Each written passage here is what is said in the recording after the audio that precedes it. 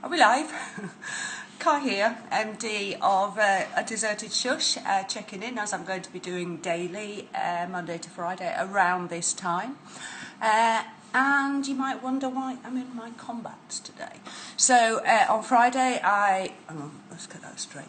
On Friday I told you a little bit about the sort of single thing that, the single impetus that made me start Shush.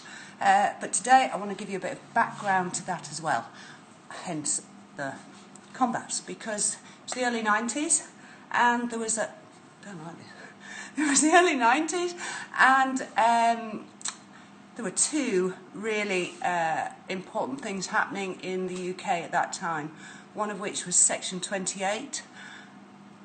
For those of you who don't know, that was part of a local government act. I think that was it was actually passed in 88, and it was part of the local government act that forbade local councils and local schools from promoting a homosexual lifestyle. So they couldn't talk about it at all.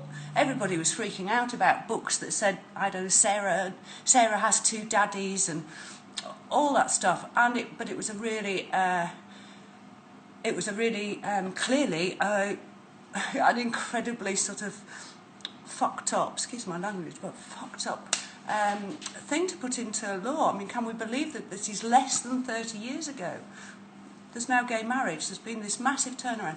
So there was this huge kind of sense of a fight against that, and there were a lot of marches that were organised. There were lesbians who were abseiling into the BBC and into Parliament. Really kind of strong political time when the gay community and their allies came together to fight such a crazy and horrible bill. So that was one of the strongest things within the environment when I started Shush. And the second, of course, was the AIDS crisis. A lot of us knew friends and had brothers within our pretend families. We had brothers who were dying, and there was a huge amount of really despicable homophobia around that, scaremongering. The tabloids were saying you can't sit on a toilet seat, you can't go to theatres because they're hotbeds of gay activity. It was just a crazy time. So it was within this environment, this really kind of divisive environment, but a time when the gay community and their allies really came together to fight this.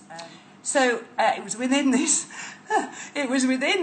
environment I went shopping for a sex toy one day, found there was nowhere that welcomed me as a woman, felt very politicised anyway. We'd been marching, we'd been fighting, we'd been struggling for sort of free equality of sexuality, and so I came back from my sex toy shopping trip and was so fired up by that environment, that atmosphere of, family.